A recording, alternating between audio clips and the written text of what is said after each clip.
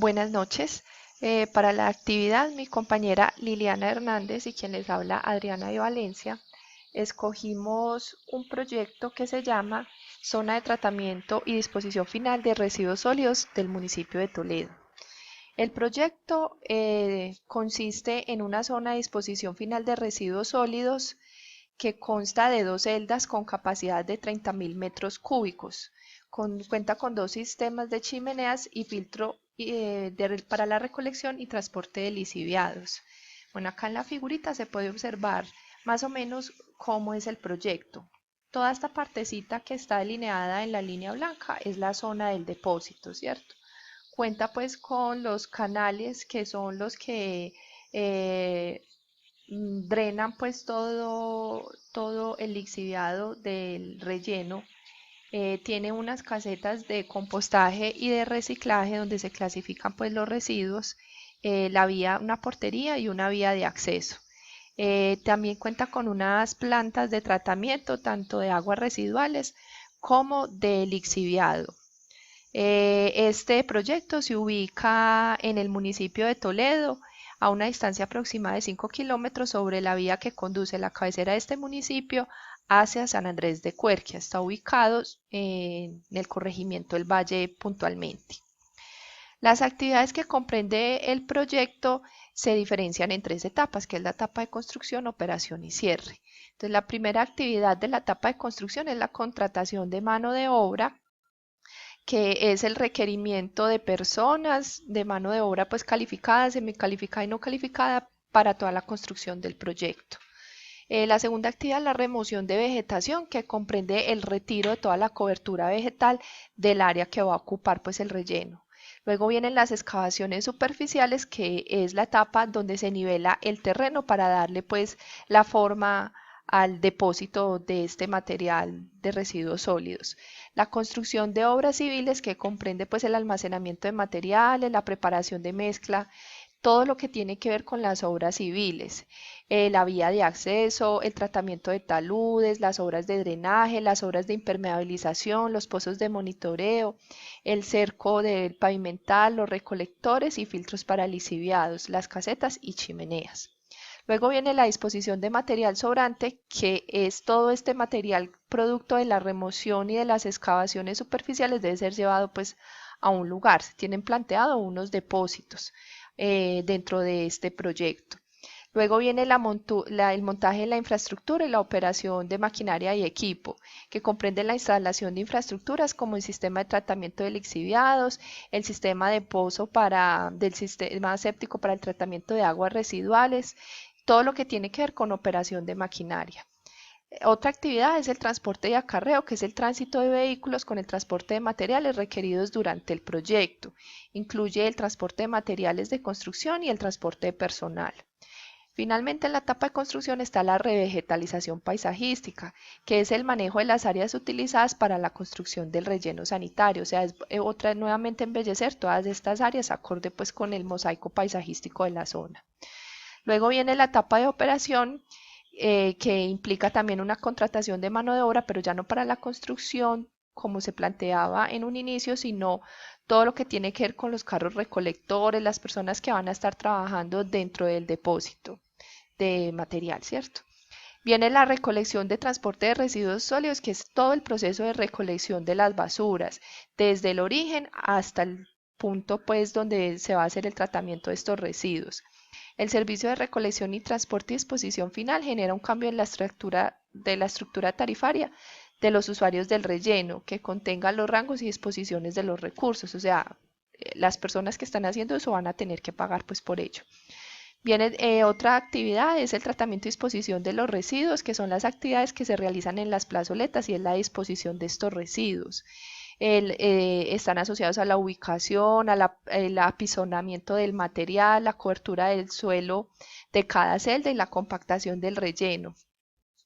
Luego viene el mantenimiento de los sistemas de tratamiento de las zonas del proyecto y la infraestructura. Esto tiene que ver con los mantenimientos periódicos de las zonas de acceso, de la operación y de todo el tratamiento pues, de lixiviados. Igualmente una revegetalización paisajística, que es la última actividad. A medida que el relleno se va ocupando, pues se va llenando. Hay zonas que ya van cumpliendo como su vida útil, entonces estas zonas que ya van cumpliendo con su vida útil, se les tiene que hacer un tratamiento de revegetalización para ir en lo que se va clausurando, irlo de una vez revegetalizando. Cuando ya el depósito llega pues a su límite, o sea, cuando ya se ha dispuesto los 30.000 metros cúbicos, que es lo que se tiene pues destinado, llega a la etapa de cierre del proyecto. Entonces, con ello está la clausura de los sistemas de tratamiento y la disposición final de los residuos, que es el proceso de cierre de la clausura progresiva de las celdas de todas las plazoletas. Luego viene el desmantelamiento de todos los sistemas de tratamiento y disposición final, o sea, lo de la planta de tratamiento de aguas residuales y la planta de tratamiento de lixiviados. Y finalmente la revegetalización paisajística de toda la zona pues del relleno. Es volver a revegetalizar todas esas zonas que fueron ocupadas, en las cuales se hizo pues la disposición de todos estos residuos sólidos. Bueno, la demanda de recursos naturales se identificaron 5. Están asociados al recurso hídrico, los vertimientos, la ocupación de cauce, la remoción de cobertura vegetal y las emisiones atmosféricas. En el recurso hídrico son todas las demandas de aguas superficiales, tanto para uso doméstico como para uso industrial. Uso doméstico, lo que tiene que ver con unidades sanitarias y aseo de las instalaciones, y el uso industrial, que se va a dar durante la etapa de construcción para la preparación de concretos, lavado de maquinaria y la hidratación pues de las vías de acceso. Así como se genera entonces una demanda de recurso, también de recurso hídrico, también se va a hacer una disposición de estas aguas residuales, que es lo que está en vertimientos. Es todo lo resultante del uso de las aguas domésticas, que deben ser tratadas y dispuestos pues en el cauce autorizado por la autoridad ambiental competente y bajo las normas que se tienen estipuladas. Entonces, para ello se debe solicitar pues un permiso, porque se van a generar pues unos niveles de contaminación en las fuentes hídricas que sean autorizadas. La ocupación de cauces es otro de los recursos demandados, ya que para la construcción y operación del proyecto se solicitará 2 ocupaciones de cauce permanente, una alcantarilla por la vía de acceso y un filtro primario para manejar las aguas de escorrentía de la zona de disposición de los residuos sólidos. Otro recurso es la remoción de cobertura vegetal, ya que para la conformación y adecuación de las obras de la zona de tratamiento y disposición final de los residuos sólidos es necesario realizar la remoción de cobertura vegetal con las especies reportadas que se encuentran sobre la cobertura de mosaico de cultivos, pastos, espacios naturales, y puntualmente y de acuerdo con el inventario forestal, que se debe realizar al 100%.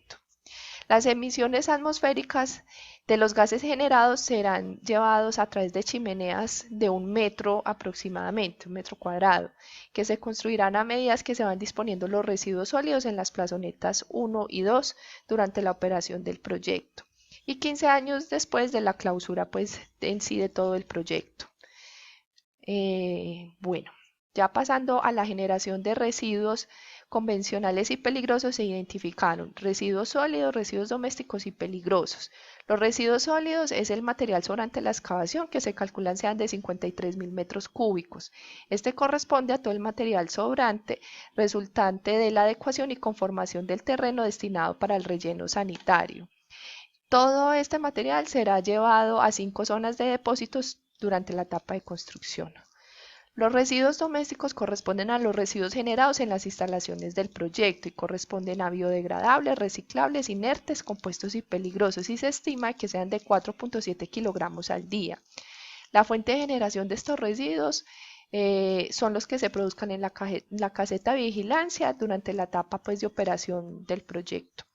Los residuos peligrosos están constituidos principalmente por envases de lubricantes, grasas, aditivos y productos químicos utilizados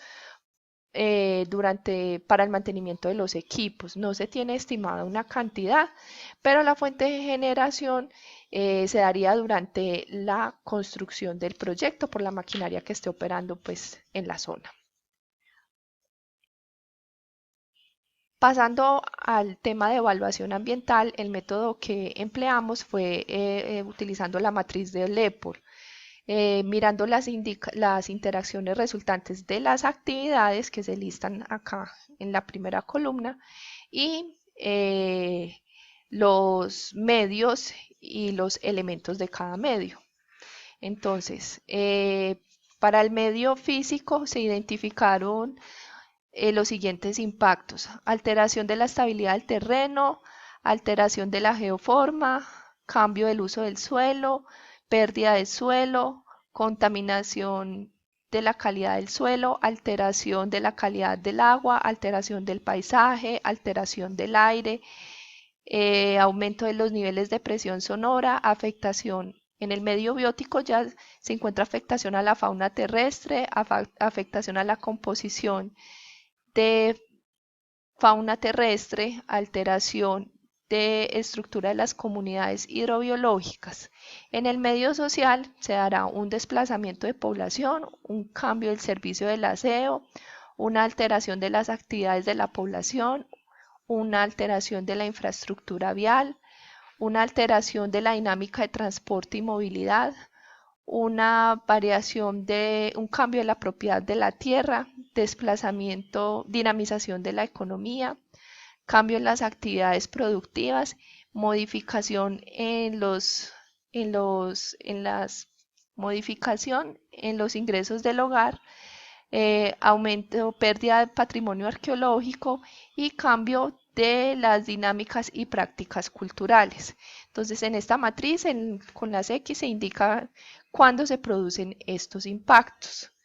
Luego de identificar los impactos, utilizamos el método de valoración ambiental que está propuesto por Jorge Arboleda de 2005. Este método permite la evaluación de cada impacto de manera individual. Los fundamentos metodológicos para la clasificación de los impactos se muestran en esta siguiente tabla. Entonces, estas primeras columnas hacen referencia al medio, si es físico, biótico o socioeconómico, el nombre del impacto, la fase, si se da en la etapa de construcción, operación o cierre, la actividad que lo genera, o sea, qué actividad produce ese impacto. Hay un campo para la descripción de ese impacto y luego vienen los ítems que me van a dar la calificación del impacto ambiental, que es la extensión del impacto, o sea, hasta dónde trasciende, la evolución, en cuánto tiempo se da, la clase de ese impacto, si es positivo o negativo, la presencia o probabilidad de ocurrencia, o sea, qué tanto puede ocurrir y si sí va a ocurrir, o sea, es como esa certeza, la magnitud, que hace referencia a la intensidad y a la perturbación, la duración del impacto, o sea, el tiempo que puede estar presente ese impacto, si es acumulativo, o sea, que puede generar un impacto, un resultado mucho mayor al compararse con otro impacto. Y si tiene impactos secundarios, o sea, genera otros cambios. Y finalmente propone pues la estrategia de atención. Una vez calificada esta ficha, que mostraba pues ahí unos valorcitos, me voy a devolver para que puedan ver, cada uno tiene unos rangos que se pueden observar dependiendo de la calificación, se le da pues un valor numérico. Entonces, dependiendo de esa calificación, se lleva todo a una fórmula que propone acá, ¿cierto? Que dice que la calificación ambiental es igual a la clase multiplicado por la presencia por un factor 0.7, que es una constante de ponderación, por la evolución, por la magnitud, por 3, que es otra constante de ponderación, por la duración. Entonces, una vez llevados estos valores, va a haber un resultado final que me va a dar la calificación ambiental, y dependiendo del valor obtenido, voy a obtener una calificación de importancia ambiental entre poco significativa, moderadamente significativo, significativo relevante o significativo o muy grave. Ese sería pues como el método de evaluación. Una vez aplicado pues la calificación, hicimos esta tablita resumen para cada uno de los impactos. Entonces aplicamos la fórmula y obviamente calificamos para cada una de las etapas cómo sería el impacto. Entonces acá ahí está la calificación de importancia de cada uno de los impactos y la etapa en la que se genera, ¿cierto? Y igualmente encontramos acá una clasificación como un resumen por cada medio de los impactos que son más, que tuvieron calificaciones más altas.